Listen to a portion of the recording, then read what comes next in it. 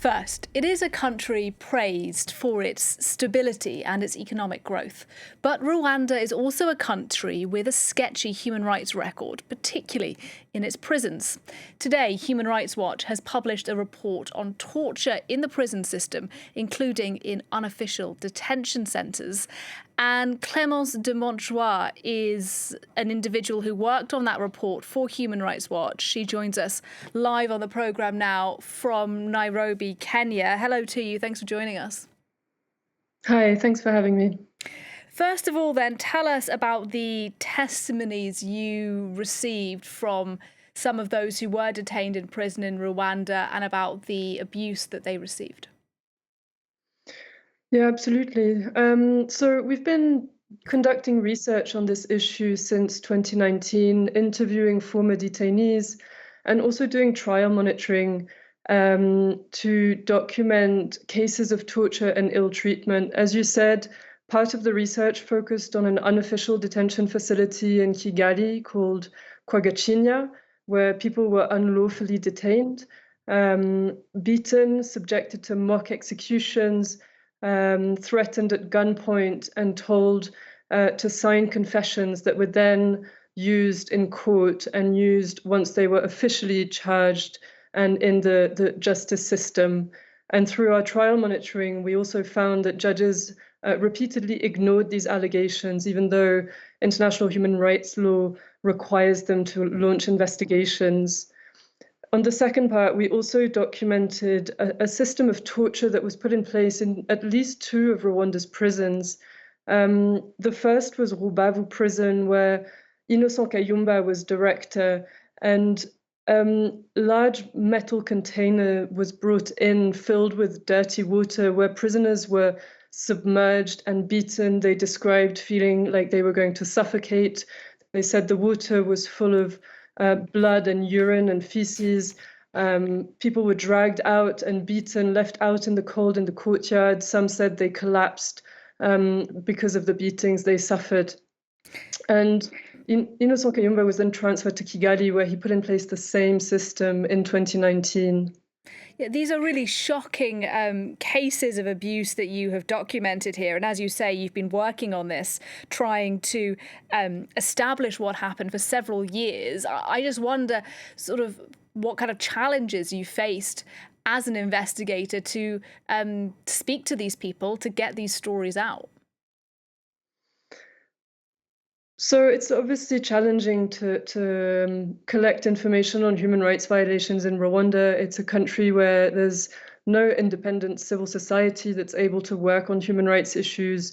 And we regularly see human rights activists, journalists, and others who criticize the authorities targeted for speaking out.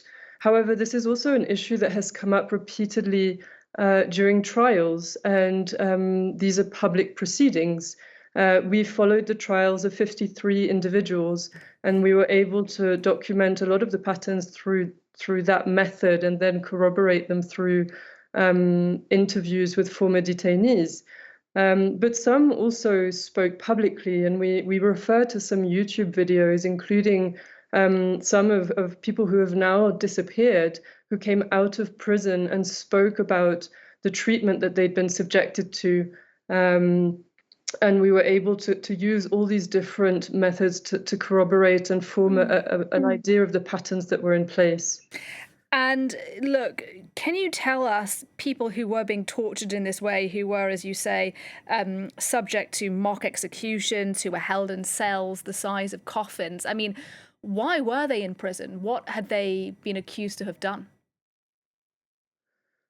So the people we interviewed were accused of a range of offenses. There was the trial of a group of opposition members who raised their treatment at Kwagacinya during their trial that we monitored.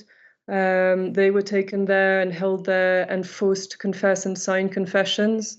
There was a separate trial of people who were accused of terrorism offenses.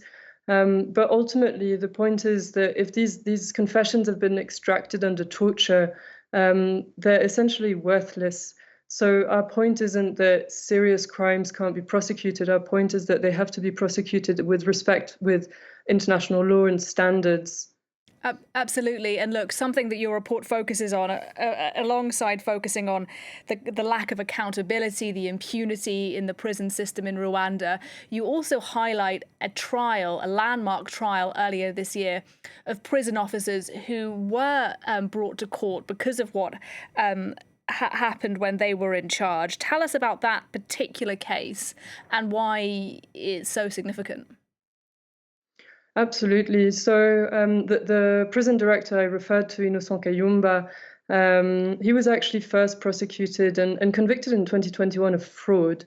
But last year, 2 former detainees went on YouTube and spoke about the horrific treatments that had taken place and that they had experienced in Rubavu prison. And a month later, Innocent Kayumba, alongside 5 other Rwanda Correctional Service officers and a number of prisoners, 12 prisoners who'd been charged with security and who were essentially acting under instruction, were charged with murder, torture, and assault.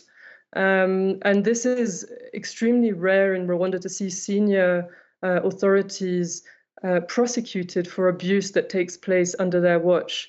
And we certainly think this is a real landmark moment for Rwanda because the judiciary has recognized that this treatment was taking place in Rubavu prison. Some prisoners died as a result of this. We received the names of 11 prisoners who we were told died as a result of the treatment. And actually, one of them, Innocent Kayumba, was convicted for the murder of a person in 2019, the year that he was transferred to Kigali prison. And this, for us, also highlights the real flaws in what has taken place so far. The trial focused on abuses at Rubavu prison. It didn't look at what happened in Kigali. It also does not look at what happens more broadly in unofficial detention facilities in Rwanda and why the correctional services and the judiciary allowed this to happen for so many years, despite the information that was coming out about the abuse that was taking place. Why was Kayumba then transferred to Kigali, and where he spent several years? So we're really calling now for a broader investigation that looks at this systemic problem in Rwanda and accountability at a much broader level. Just a final question for you then. You have obviously tried to speak to the authorities in Rwanda to get a sense of their response to this. Tell us what you heard from officials in Kigali. I tried to travel to Kigali in May and offered to meet with the authorities at that time to share some of our preliminary findings, but I was refused entry at the airport. In September, we followed up with letters detailing our findings to the Justice Minister and the President of the Human Rights Commission, but we've received no response. Clémentine de Montjoye talking to us from Human Rights Watch about her investigation into abuse in prisons in Rwanda. Thank you very much indeed. Thank you.